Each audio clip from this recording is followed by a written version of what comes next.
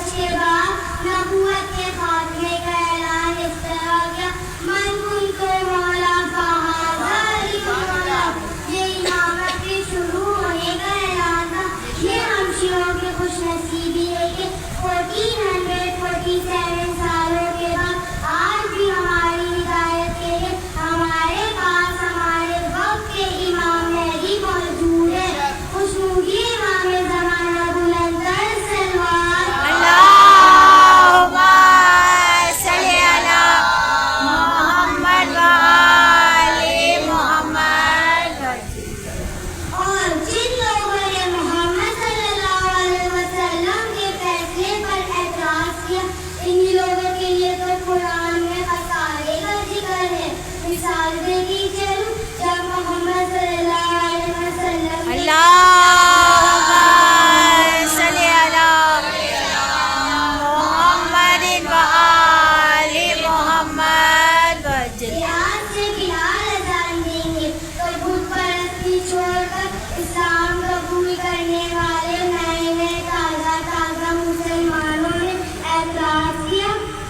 एक मिसाल जो मेरे ज़हन में आ गई, जिस तरह एक चूजा अंडे से निकलता है और इस तरह चारों तरफ उछलता फिरता है, जैसे वो आसमान को पकड़ लेगा, जैसे वो दुनिया के बारे में सब कुछ जानता है। जबकि एतराज़ करने वाले ताज़ा मुसलमान इस चूजे की मानिंद थे, जिन्हें दीन इस्लाम के बारे में कुछ भी नहीं मालूम था। अगर मालूम होता तो वो कभी भी मोहम्मद मुस्तफ़ा के फैसलों की मुखालफत न करते और दौराने नमाज अपने हाथों और बनियों में छोटे छोटे घुटना छुपाते। इनकी इसी हरकत की वजह से अल्लाह के हुक्म से जिब्राइल अमीन मोहम्मद सल्लल्लाहु अलैहि वसल्लम की खिदमत में हाजिर हुए और कहा, या रसूल अल्लाह, इन सब से कह दीजिए कि अल्लाह का हुक्म है, आज से रहती दुनिया तक हर एक मोमिन मुसलमान हाथ खोलकर नमाज पढ़ेगा। सुभान अल्लाह। और जो हुक्म खुदा और हुक्म रसूल खुदा की तारीफ करते हैं, इन्हीं लोगों के लिए तो इस सूरत में भलाई का जिक्र है। और यही वो लोग हैं जो एक दूसरे को अल्लाह के रसूल और उनके अहले बैत की बातों पर अमल करने को कहते हैं। अब इस सूरत का असल जो मकसद है वो सब्र है। पहले तो मैं बताती चलूं कि सब्र है क्या। फर्ज करें एक ताकतवर इंसान कमजोर इंसान को मार पीट रहा हो और कमजोर इंसान उसे कुछ ना कह रहा हो, तो ये उस कमजोर इंसान का सब्र नहीं, क्योंकि वो कमजोर इंसान जानता है मैं कुछ भी नहीं कर सकता। अब जंगे खंदक से देखते हैं कि सब्र क्या है। जब अमर नामी वली ने मौला अली अलैहिस्सलाम के चेहरे मुबारक पर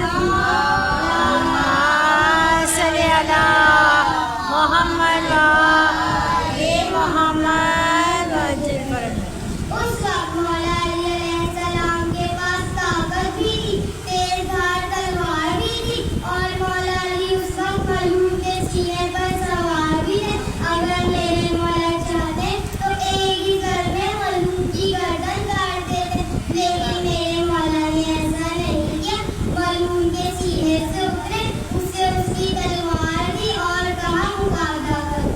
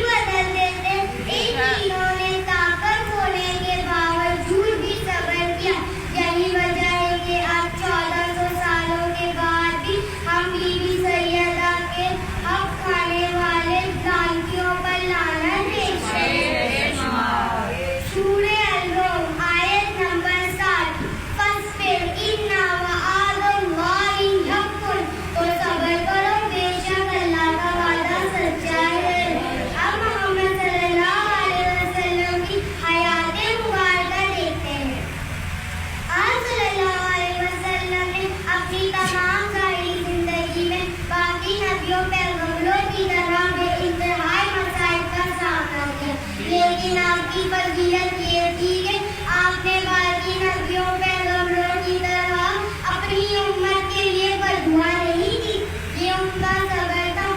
जिस तरह हज़रत नूह अलैहिस्सलाम ने अपने सफीने में सिर्फ 9 इंसानों को सवार किया, बहुत आसान अंदाज में हज़रत नूह अलैहिस्सलाम ने सिर्फ 9 इंसानों को मुसलमान किया। इसी तरह मोहम्मद सल्लल्लाहु अलैहि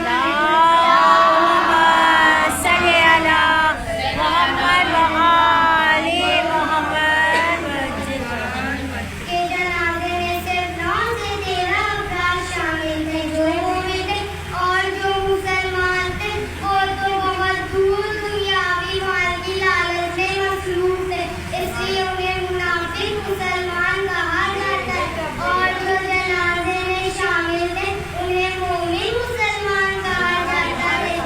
सूरे आले इमरान आयत नंबर 200। या अय्युहल्लज़ीना आमनुस्बिरु वस्साबिरु वराबितु वत्तकुल्लाह लअल्लकुम तुफ्लिहून। ऐ ईमान वालों, सब्र करो, साबिर कदमी दिखाओ और जहाद के लिए हमेशा तैयार रहो और अल्लाह से डरते रहो ताकि तुम फलाह पा सको। इस आयत में जिन लोगों को मुखातिब किया गया है उनकी वजाहत मुख्तसर करती चलूं। जब नमाज के दौरान इब्ने मुलजिम नानकी ने मेरे मौला के सर में ज़र्ब लगाई, जिसकी वजह से मेरे मौला के सर में शिगाम हो गया। मस्जिद में मौजूद नमाजियों ने इब्ने मुलजिम नानकी को पकड़ लिया। मेरे मौला ने गाजी से कहा, अब्बास जाओ घर से मेरा शरबत ले आओ। गाजी अब्बास शरबत में, तो मौला ने कहा, अब्बास ये शरबत अपने हाथों से मेरे कातिल को पिलाओ। मेरा गाजी अब्बास। उस वक्त मस्जिद में मौला हसन भी मौजूद थे, मौला हुसैन भी मौजूद थे, गाजी अब्बास भी मौजूद थे। अगर चाहते तो अपने बाबा अली मुर्तज़ा के कातिल का सर एक ही ज़र में काट देते। ये ईमान वालों का सब्र है। जब करबला की गर्म रेत पर हूर ने पानी मांगा, आप सभी जानती हैं कि उस वक्त यजीदी फौज के सिपा सलार थे। मौला हुसैन ने अपने बाबा अली मुर्तज़ा की तरह गाजी से कहा, अब्बास इन्हें और इनके जानवरों को पानी पिलाओ। ये ईमान वालों का सब्र है कि अपने दुश्मनों को भी पानी पिला रहे हैं। मेरा गाजी अब्बास। दीदियों, जब भी गाजी का रंग देखा करे तो सर झुकाकर बीबी उम्मुल बनीन और गाजी को सलाम किया करे, क्योंकि ये जो गाजी में बहुत सब्र है ना, कि उनकी माँ बीबी उम्मुल बनीन की तरबियत का तो नतीजा है। मुख्तसरन जब करबला की गर्म रेत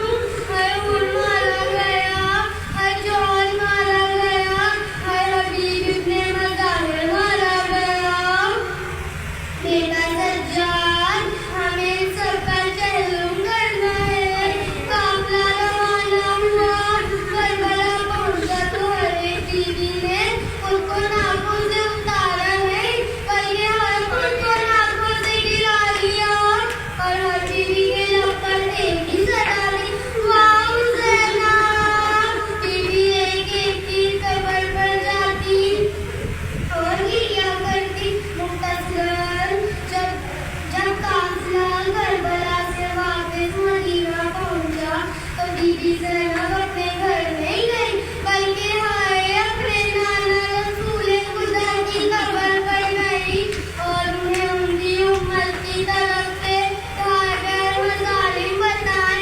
हिरकली माँ फातिमा और भाई हसन की कब्रों पर जाकर क्रिया करती जाती और अपना अहवाल बताती जाती। जानती है ना बीवियों, मदीना में सबसे पहला ज़माना है मेरी बीवी ज़ैनब ने सजाया। सबसे पहला नूहा है मेरी बीवी ज़ैनब ने पढ़ा और सबसे पहला मरसिया मेरी शहज़ादी ज़ैनब ने पढ़ा। पहली हुसैन और करबला के शहीदों की ज़ाकरा मेरी बीवी ज़ैनब थी। हर सजे हुए ज़माने में किसी बीवी की सदा बुलंद होती, हाय मेरा हुसैन। बाकी बीवियां क्रिया करती और कहती वाह बड़ा, फिर किसी बीवी की सदा बुलंद होती, हाय मेरा कासिम। फिर बाकी बीवियां कहती वाह कासिम माँ। एक एक बीवी अपने प्यारे का नाम लेती जाती और क्रिया करती जाती। रज़ा खाने में दिल खोलकर करबला के शहीदों को याद करके रोती जाती और मातम करती जाती। अरे बीवियों, ये जो आज हमारे घरों में रज़ा खाने हैं ना, ये बीवी ज़ैनब का हम पर एहसान है जो हम इसे सजाती हैं। हाय मेरी बीवी ज़ैनब जब तक जिंदा रही अपने भाई हुसैन पर डालकर मज़ालिम पर क्रियावज़ारी करती रही। लानतुल्लाह अलैहिम। मस्जिद पढ़ने का जो भी सवाल